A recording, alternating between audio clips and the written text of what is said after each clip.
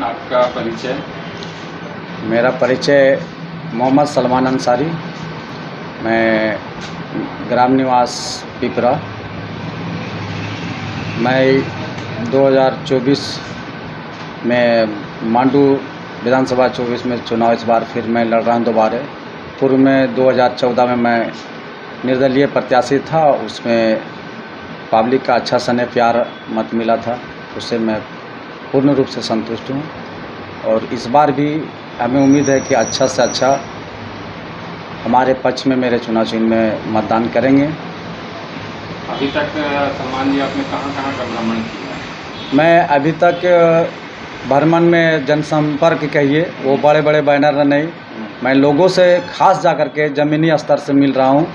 जो चुरचू प्रखंड के विभिन्न गांव में, मांडू प्रखंड के विभिन्न गांव में मैंने दौरा किया और लोगों से मिल रहा है। अभी भी मैं चुरचू की तरफ गया था, जिसमें कम से कम 10 से 15 गांव के लोगों से जाके मिला और उन लोगों ने अपना समस्या बताएं, उसका निदान करने का मैं विश्वास दिलाया। क्या अपेक्षा रखते हैं इस बार के विधानसभा चुनाव में आप, मतलब कि क्योंकि इस बार कैंडिडेट और कुछ नई पार्टियां भी जो है उभर कर आई हैं? देखिए, अभी तो कैंडिडेट बहुत से आएंगे और अभी आप बाज़ार में देखते होंगे बड़े बड़े पर्दे लग रहे हैं, बड़े बड़े मंच बन रहे हैं। मैं उस मंच और पर्दे के पीछे नहीं जा रहा हूँ। ये 2.5 महीना पीछे आप सिर्फ थोड़ा सा पर्दा हटा के देखिए, आपको सच्चाई पता चल जाएगा।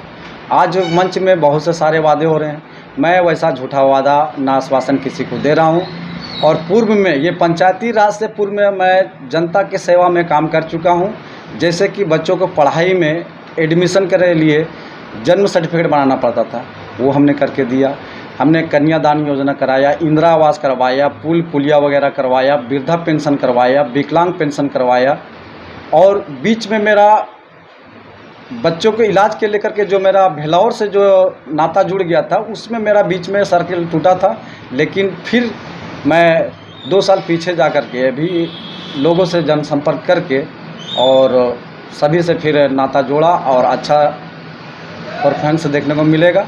अभी बहुत बड़ी सुमानी और लहर हवा चला है, हवा रुकेगा और हवा का रुख निश्चित रूप से मुड़ेगा और इसका परिणाम काउंटिंग में ही आप लोग को पता चलेगा। क्षेत्रीय विधानसभा जो है वो क्षेत्रीय मुद्दा में काफ़ी हावी रखता है जी, उसको आप कैसे टैकल करेंगे? जैसे क्षेत्रीय मुद्दा बहुत सा, जैसे कि रोजगार का मुद्दा लोकल स्तर पे होता है, जी, अच्छा है, ठीक है। जैसे कि हमने नहीं प्रखंड में अगर आप देखिएगा जी, तो जहाँ जिस प्रखंड से आप आते हैं तो दूरवर्ती क्षेत्र है, कहीं सड़क नहीं है, कहीं पानी का पीने का पानी का व्यवस्था नहीं है। जैसे मेरा ये अपना विचार है कि मैं पहले से जो सेवा कर गया हूँ, लेकिन अगर जनता हमें विधायक बनाते हैं तो मैं सबसे भीड़, सबसे पीछे और सबसे अंतिम जो सुदूर गांव है उस जगह से मैं शुरुआत काम करूँगा। और जो भी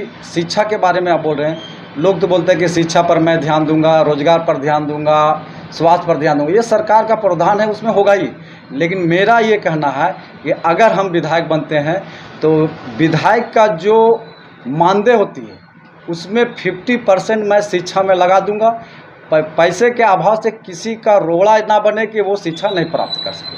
2014-24 के विधानसभा चुनाव में आप अभी भी जो है कहीं ना कहीं भ्रमण कर रहे हैं, जनसंपर्क? जी हाँ, कर रहे हैं। क्या अंतर समझ में आ रहा है? समझ में आ रहा है कि लोग हैं, लेकिन बड़े लोग को काफिला देख करके लोग, देखिए जनता नाजुक होता है, वो बड़े काफिला देख करके वो लोग को थोड़ा सा अंदर से ये होता है, लेकिन वो अंदर से सपोर्ट में है, वो कोई बात नहीं है। और मैं विधायक बनूंगा तो एक चीज़ तो मैं बताया, अपने जो मानदेय मिलेगा जो विधायक का, उससे 50% मैं शिक्षा में लगा दूंगा। और मैं विधायक बनने के बाद मेरा ये है कि जो भी गैर मजरूआ ज़मीन का रसीद निर्गत होना बंद हो गया है उसको मैं अविलंब चालू करवाने का प्रयास करूंगा।